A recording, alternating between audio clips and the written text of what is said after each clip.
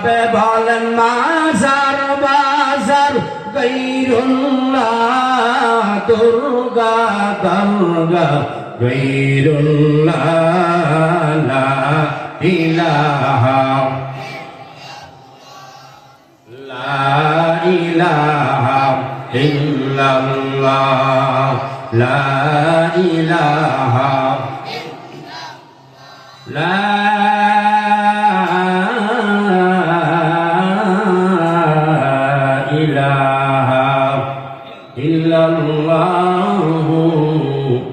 মুহাম্মাদুর রাসূলুল্লাহ বাজুরে বাজুয়ে নিস্তে সাদাত বাজুরে বাজুয়ে নিস দানা বখশন্দ খোদায়ে বখশিন্দা আগার শুকরে হকতা বারোজ শুমাল আগার শুকরে হকতা বারোজ শুমাল গুজারি না বাসো দেখে আজহাজা। এই স্বল্প সময় আপনি আমি জান্নাতের বাগানে বসি, যদি কিয়ামত পর্যন্ত হায়াত পায়া সেজদায় পড়ে থাকি, কিয়ামত পর্যন্ত হায়াত পায়া যদি সেজদায় পড়ে থাকি, 1000 ভাগের 1 ভাগও এই মাহফিলে বর্ষণের শুকরিয়া আদায় হবে না। সুবহানাল্লাহ বলুন। কতবার? 1000 ভাগের 1 ভাগেরও শুকরিয়া আদায় হবে না যদি কিয়ামত পর্যন্ত সেজদায় পড়ে থাকি এই স্বল্প সময় নেকির কাজে অংশগ্রহণ করার কারণে। এই মজমাটা অত্যন্ত দামি, গুরুত্বপূর্ণ মজমা। এই মাদ্রাসার সাথে বুজুর্গদের সম্পর্ক, এই মাদ্রাসায় আল্লাহ ওয়ালাদের চোখের পানি সম্পর্ক, কথা ঠিক না বেঠিক? এই মাদ্রাসায় এলাকার অনেক আল্লাহ প্রিয় খাস বান্দাদের এখানে মেহনত, এখানে আপনাদের মেহনত, এই দামি একটি মার্কাজ। এই জান্নাতের বাগান বড় দামি বাগান। এই বাগানে সবাই চাইলে আসতে পারে না, এই বাগানে সবাই ইচ্ছা করলে আসতে পারে না। যাকে আল্লাহ তাআলা কবুল করবেন, যাকে আল্লাহ তাআলা রহমতের নজরে তাকাবেন, যাকে আল্লাহ তাআলা গুনাহ মাফের উসিলা বানাবেন, তাকেই মাহফিলে নিয়ে আসবেন। যাকে আল্লাহ গুনাহ মাফের উসিলা বানাবেন না, যার দিকে আল্লাহ রহমতের নজরে তাকাবেন না, যার দিকে আল্লাহ মহব্বতের নজরে তাকাবেন না, তাকেই মাহফিলে আল্লাহ আনবেন না।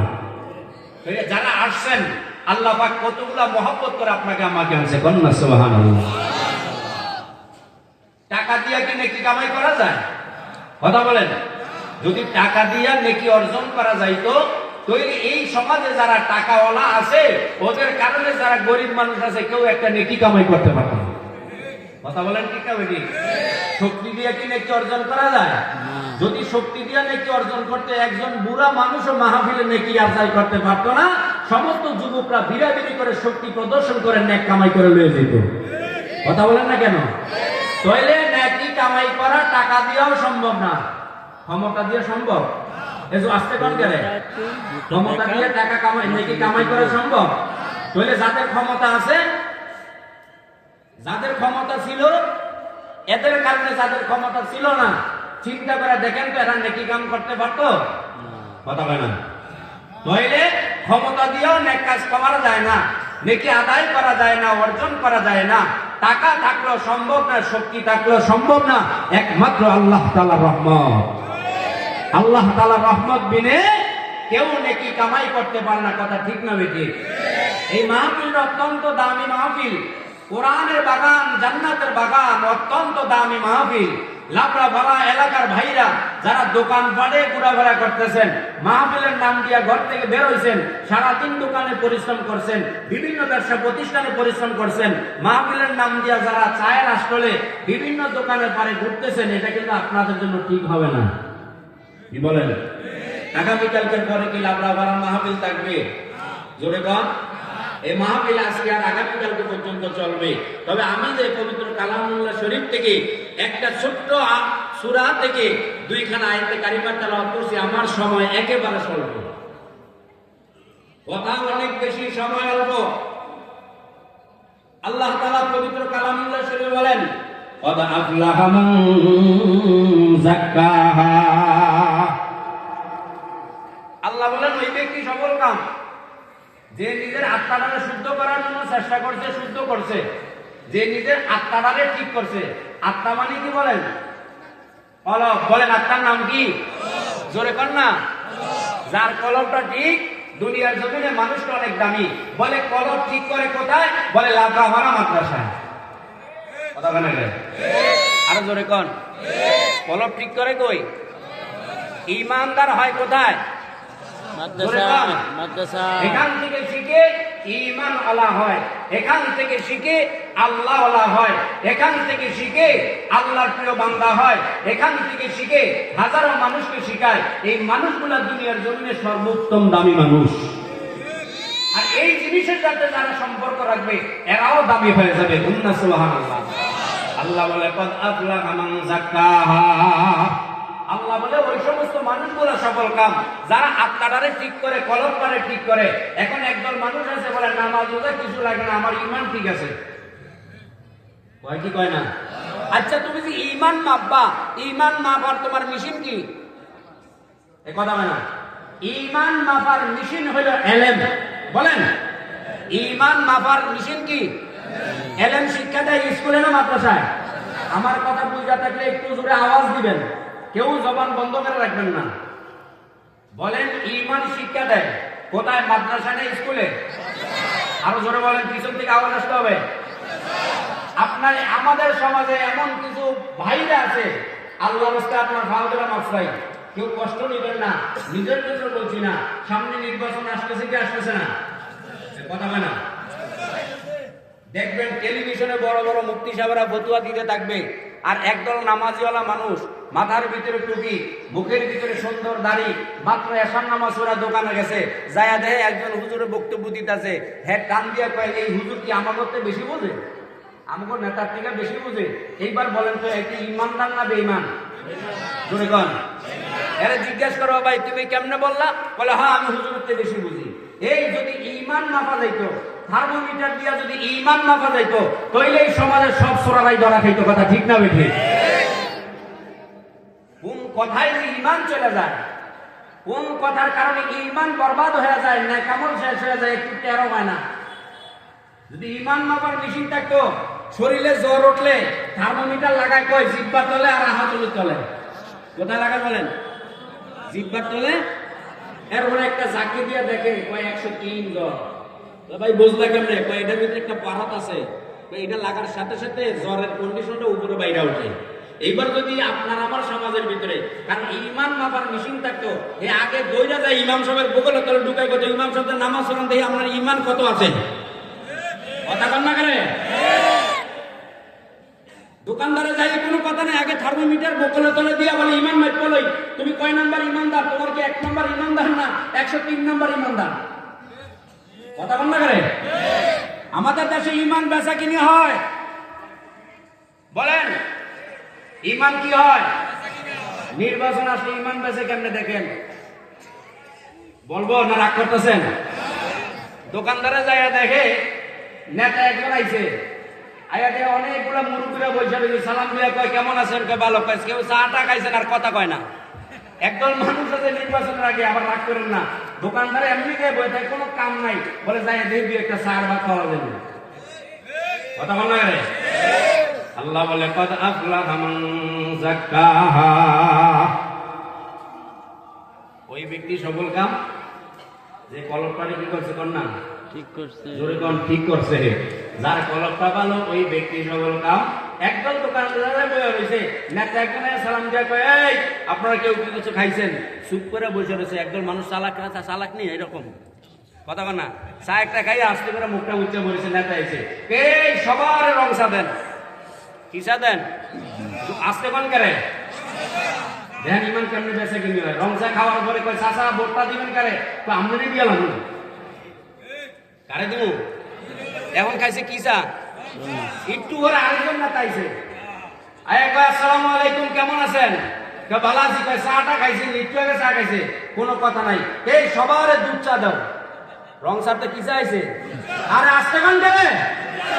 রং চাতে কোথায় গেল?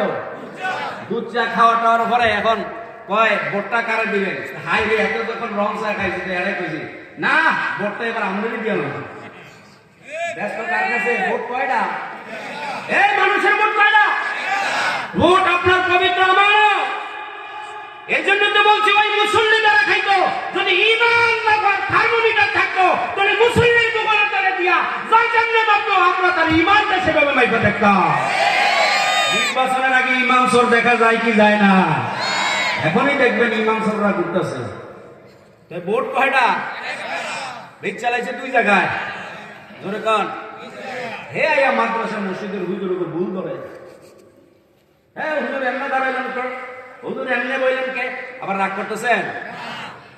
দর দিলে মান সদবা আরজু দিলবা কো যা তো জানে হাম। দর দিলে মান সদবা আরজু দিলবা কো যা তো জানে হাম।